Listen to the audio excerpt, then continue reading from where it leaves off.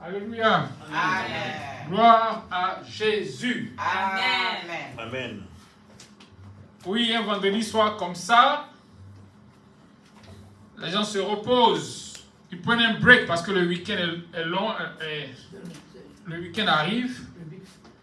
Et les gens sont en train de préparer les sauces jumblées, les plats quali. Mais nous, on est dans la maison du Seigneur. Amen. C'est une grâce. Amen. La vie, c'est un choix, n'est-ce pas? Oui. Nous avons choisi Jésus. Jésus-Christ de Nazareth. Amen. C'est le meilleur choix, comme j'aime bien le dire. Alléluia. Amen. Père de gloire, je bénis ton nom ce soir. Je prie, Père, que par ta grâce, tu me conduises, qu'au travers de moi, tu parles à ton peuple, tu nous édifies, et que la gloire te revienne au nom de Jésus. Amen. Amen. Amen. Amen. Alors, ce soir, nous allons partager un petit message. Il faut parler comme mon papa Lucien. Lui, tous ces messages sont petits. Et le petit titre que je vais donner au petit message de ce soir, c'est ceci. Les préalables à l'accomplissement des promesses de Dieu. Alléluia. Amen. Les préalables à l'accomplissement des promesses de Dieu. Oui, les préalables à l'accomplissement des promesses de Dieu, parce que bien aimé, il y a les promesses de Dieu qui sont attachées à des préalables. Il y a des promesses qui n'arrivent pas si tu ne fais pas quelque chose. Les préalables à l'accomplissement des promesses de Dieu. Les préalables à l'accomplissement des promesses de Dieu. Et comme je disais, il y a des promesses de Dieu qui ne viennent que si tu poses un acte. Il y a des promesses de Dieu qui ne viennent que si tu poses un acte, si tu as une attitude différente, si tu as un comportement, si tu te mets dans les dispositions pour les recevoir. Alléluia. C'est vrai qu'il y en a qui viennent tout seuls, par exemple. Nous n'avons pas choisi de devenir chrétiens, il nous a choisi. C'est une grâce, c'est une bénédiction. Il nous renouvelle le souffle de vie chaque matin. On ne fait rien pour cela. Mais par contre, il y a des promesses. Si tu ne fais rien, ce n'est pas sûr que ça t'arrive. Alléluia. Amen. Et comme nous autres, on ne parle pas au hasard, nous allons nous appuyer sur notre boussole, sur notre référence, qui est l'évangile, qui est la parole de Dieu. Et pour cela, nous allons prendre Deutéronome. Deutéronome chapitre 28. Ça sera un peu long, mais je pense que c'est nécessaire. Deutéronome chapitre 28, du verset 1 au verset 14. Alors, la lectrice du jour va nous lire ça. Deutéronome 28, 1 à 14. Alléluia. Amen.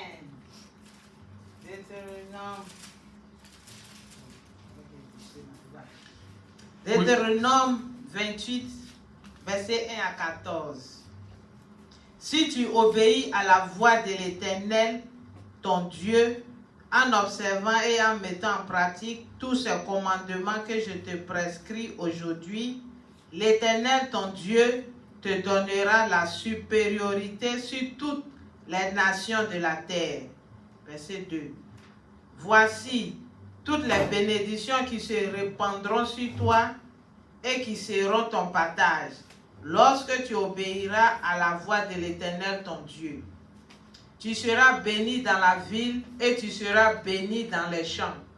Le fruit de tes entrailles, le fruit de ton sol, le fruit de tes troupeaux, les portées de ton gros et de ton menu bétail. Toutes ces choses seront bénies. Verset 5. Ta corbeille et ta huche seront bénies.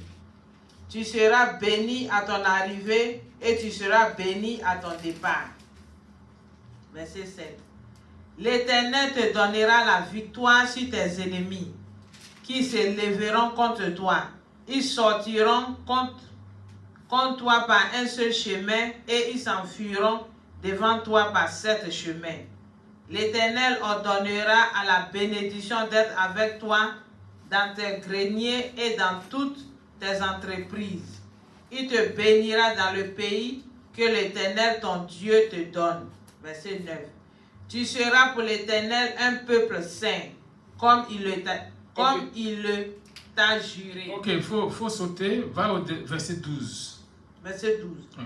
L'Éternel t'ouvrira son bon trésor, le ciel, pour envoyer à ton pays la pluie en son temps, et pour bénir tout le travail de tes mains. Tu prêteras à beaucoup de nations, et tu n'emprunteras point. Amen. C'est ça? Ouais, continue. L'Éternel fera de toi la tête et non la queue. Tu seras toujours en haut et tu ne seras jamais en bas. Lorsque tu obéiras au commandement de l'Éternel, ton Dieu, que je te prescris aujourd'hui, lorsque tu les observeras et les mettras en pratique. Verset 14. Et que tu ne te détourneras ni à droite ni à gauche de tous les commandements que je vous donne aujourd'hui, pour aller après d'autres dieux et pour les servir. Amen. Amen. Amen. Que Dieu te bénisse. Amen. Oui, comme vous venez de lire, vous venez d'entendre, le Seigneur a fait beaucoup de promesses. D'après les érudits, les commentateurs bibliques, si j'ai bonne mémoire, il y a plus de 6000 promesses dans la Bible. C'est beaucoup de promesses. Dieu a fait beaucoup de promesses. Mais pourquoi est-ce que le chrétien ne vit pas toutes ces promesses? C'est parce qu'il y a quelque chose qui fait que le chrétien ne vit pas toutes ces promesses. Et c'est dit clairement ici.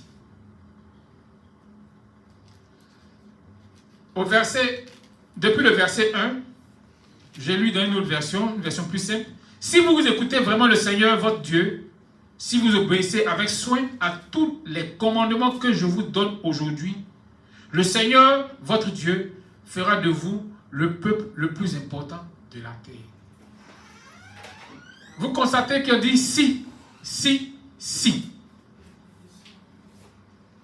C'est une condition, c'est-à-dire que c'est un préalable. Si tu fais ça, en ce moment-là, l'Éternel fera de toi le peuple le plus important de la terre. Bien aimé, on a un rôle à jouer. On a notre partition à jouer.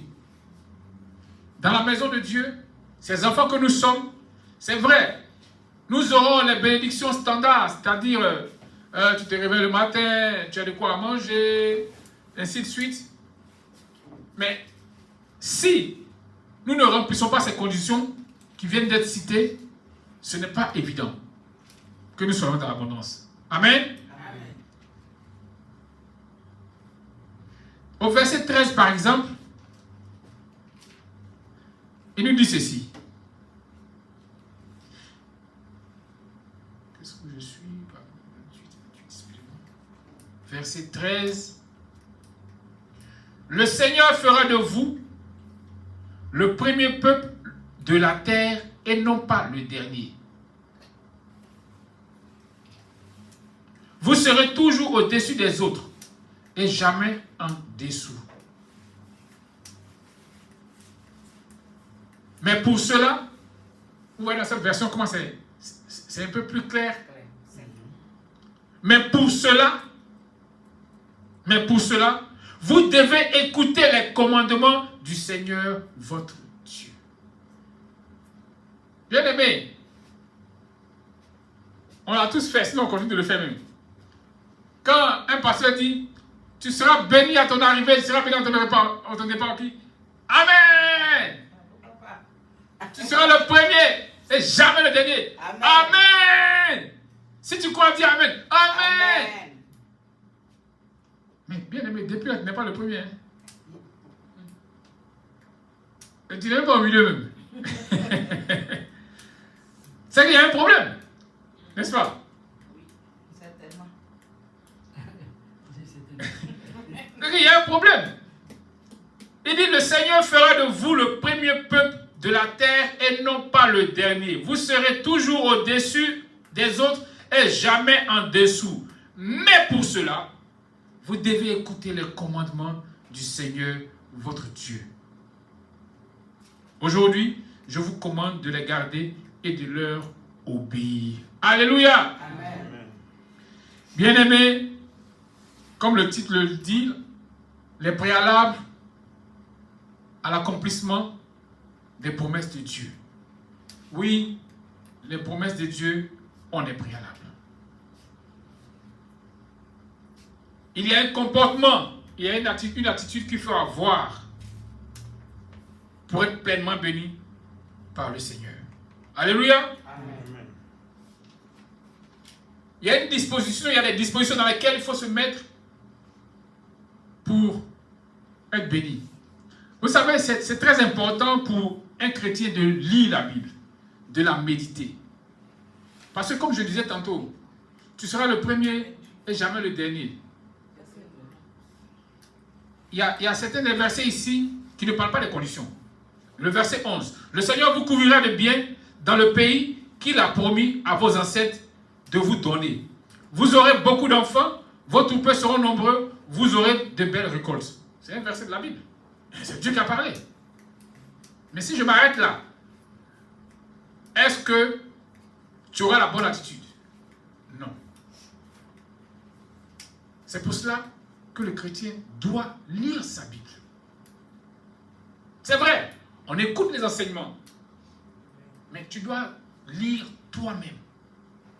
La Bible dit méditez, que ce livre de la loi ne se loigne point de votre bouche, méditez-la jour et nuit, pour agir fidèlement selon ce qui est inscrit. C'est ainsi que tu réussiras dans tes entreprises. Bien-aimés, nous devons méditer la parole de Dieu. C'est en méditant qu'on découvre les mystères. C'est en méditant qu'on la comprend mieux. C'est en méditant la parole de Dieu qu'on se rend compte des versets, des mots, des petits détails, des petites différences qui s'y trouvent, qui peuvent changer notre vie. Parce que je parie qu'il y a des églises où on annonce que c'est belle chose. Il y a des églises dans lesquelles, comme le dirait d'aucuns, Dieu est un Dieu bonbon. Il n'est que bon, il ne fait que du bien. C'est vrai, Dieu fait du bien. Il nous aime et il nous fait du bien. Mais en même temps qu'il nous aime et qu'il nous fait du bien, il a ses règles. Il a ses principes. Il a ses commandements. Et c'est quelqu'un qui ne déroge jamais à sa loi. Il a ses lois. Et lui-même, il les respecte. Il attend de nous que nous les respections. Et c'est seulement en ce moment-là que nous pourrons être pleinement bénis. Sinon, le pasteur peut dire, l'ancien peut dire, je peux me tenir ici et puis annoncer les promesses du Seigneur. Annoncer les promesses du Seigneur. Il n'y aura pas de femmes stériles dans ma maison. Yes, amen, amen. Mais il y a beaucoup plus même de femmes stériles. Il peut y avoir beaucoup plus de femmes stériles même.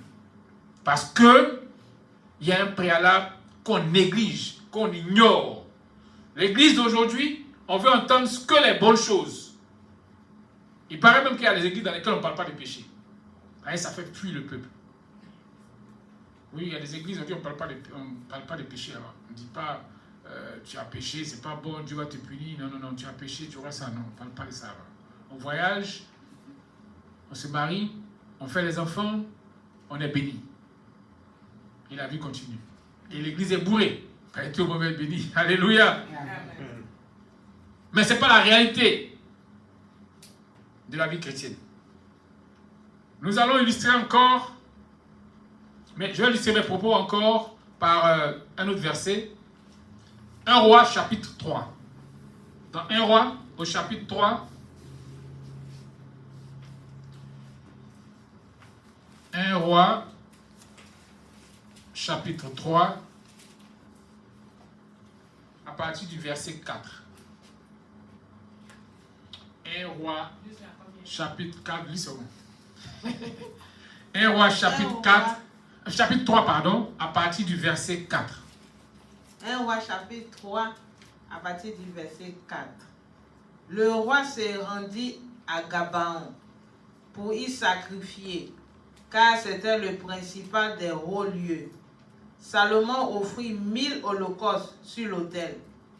À Gabaon, l'Éternel apparut en songe à Salomon pendant la nuit. Et Dieu lui dit, demande ce que tu veux que je te donne. Arrête-toi là une seconde. Bien aimé, je ne sais pas si vous voyez le scénario qui vient de se produire.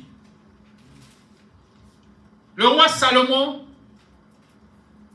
a fait un sacrifice au Seigneur. Je vais le lire dans cette version, encore plus simple. Un jour, Salomon va à Gabaon pour offrir des sacrifices. Car c'est le lieu sacré le plus important du pays. Salomon a déjà offert 1000 animaux en sacrifice complet sur l'autel de Gabaon. Verset 5. À cet endroit, le Seigneur se montre à Salomon pendant la nuit, dans un rêve. Il lui dit, demande-moi ce que tu veux, je te le donnerai. Salomon était roi sur Israël. Dieu ne lui a pas apparu. Jusqu'à ce que Salomon ait offert 1000 holocaustes. Alors qu'un seul suffisait. Hein? Un seul bœuf suffisait. C'est un sacrifice, c'est un holocauste. Il n'a pas fait 10. Il n'a pas fait 20. Il n'a pas fait 100. Il n'a pas fait 500. Il a fait 1000. 1000 holocaustes. Et subitement, Dieu lui apparaît. La même nuit. Bien aimé, voyons la suite logique. Si je peux appeler ça logique. Parce qu'avec Dieu, rien n'est logique. C'est sa loi, c'est sa manière de faire ces choses. Alors, Salomon offre 1000 holocaustes à l'Éternel et l'Éternel lui apparaît. Il lui apparaît et lui demande, il lui dit, demande-moi ce que tu veux, je te le donnerai.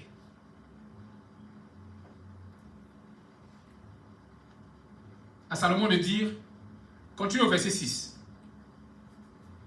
Salomon répondit, tu as traité avec une grande bienveillance ton serviteur David, mon père, parce qu'il marchait en ta présence dans la fidélité, dans la justice et dans la droiture de cœur envers toi.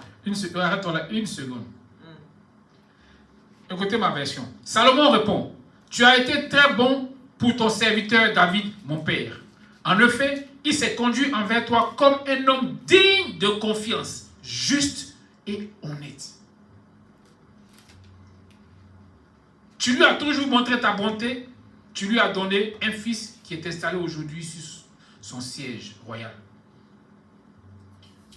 Le Seigneur a traité David avec bonté parce que David était honnête, était fidèle, était correct avec Dieu. Comme je disais tantôt, Dieu fait des bénédictions comme ça. Mais il y a d'autres qui sont posées après un préalable. David, par exemple, a été où un roi, il avait fait quoi pour Dieu? Rien.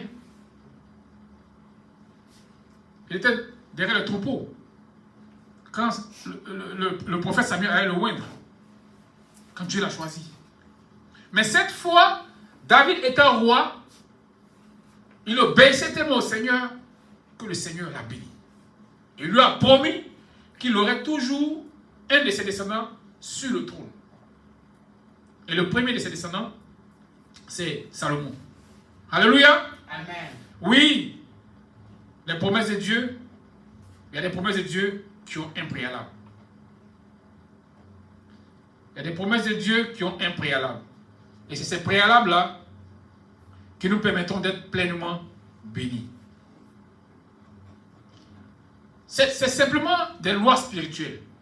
Ce n'est pas que Dieu a forcément besoin de ça. Tu vois, on dit, Salomon a offert 1000 bœufs à l'Éternel. Qui a mangé les bœufs?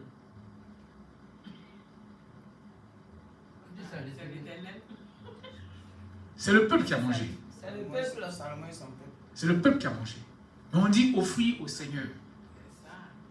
C'est là la confusion que certains font. Les gens qui pensent que on dit je donne l'argent au pasteur, il dit, on a donné à Dieu. Mais c'est à Dieu que tu as donné. Parce que Dieu ne descend pas pour prendre ton argent. Mais tu donnes à l'homme de Dieu. Quand tu donnes à l'homme de Dieu, c'est au Seigneur que tu as donné. Salomon, il a tué 1000 bœufs. Fait un holocauste. Dieu, même si Dieu mange bœuf, il ne peut pas même 1000. Même s'il mange bœuf, il ne mange pas d'ailleurs, mais même s'il mange, il ne peut pas manger 1000 bœufs. C'est le peuple qui a mangé.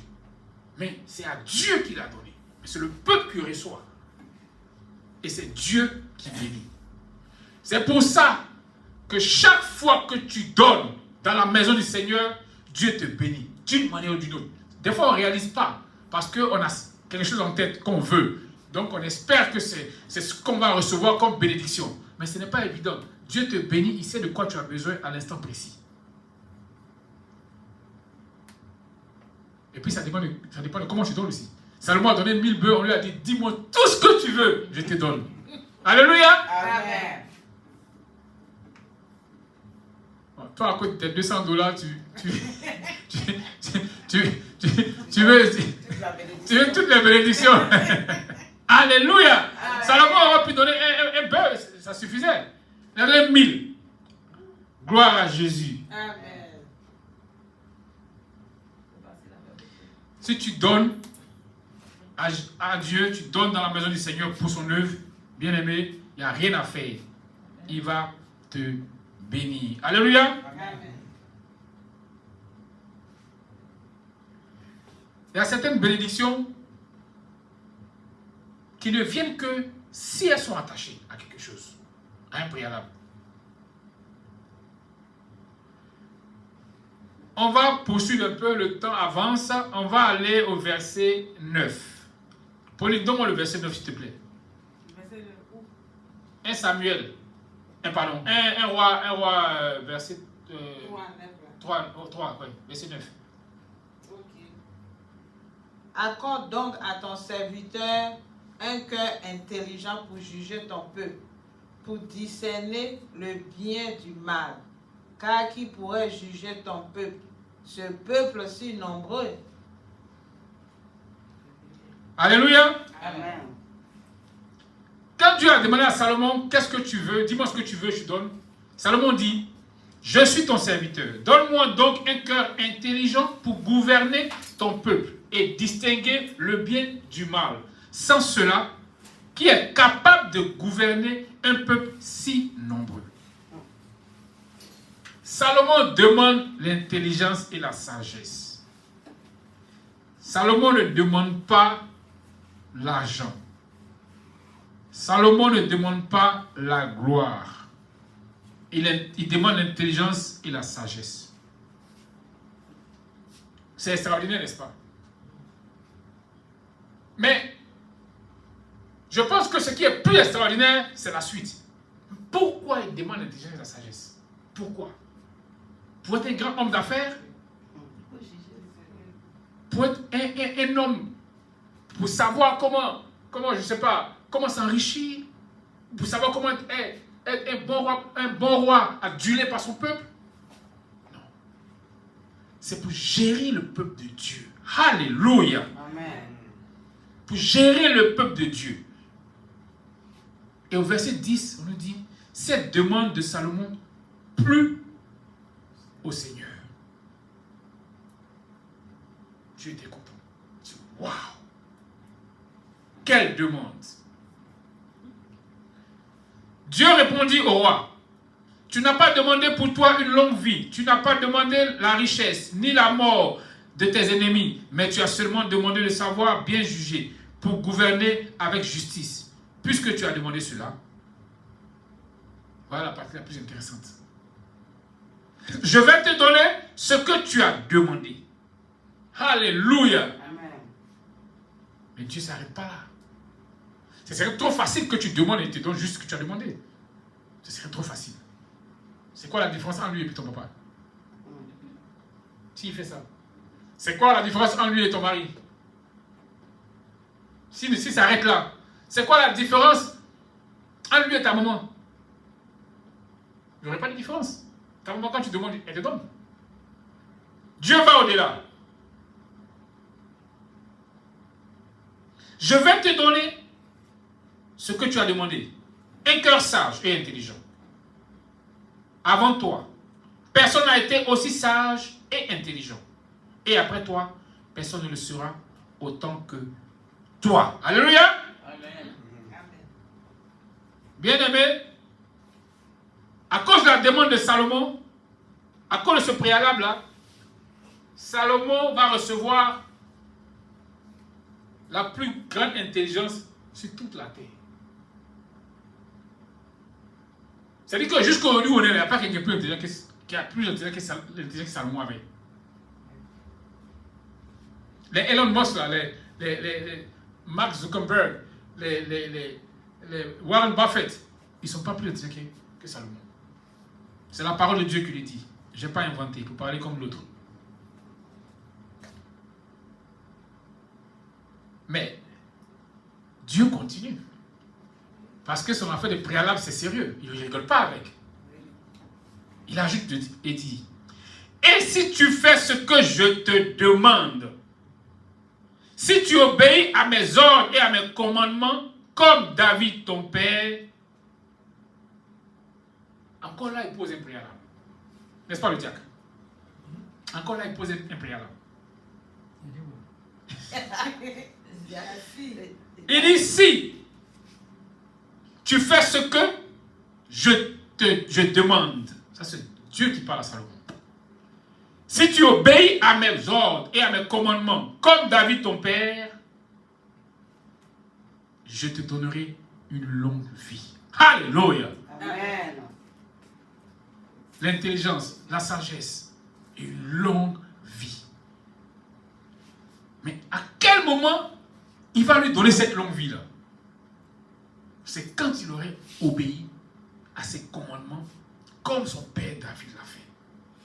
Pour recevoir la longue vie que le Seigneur veut te donner, c'est qu'au préalable, tu es obéi à sa parole. Tu obéis à ses commandements. Tu auras ce que tu veux.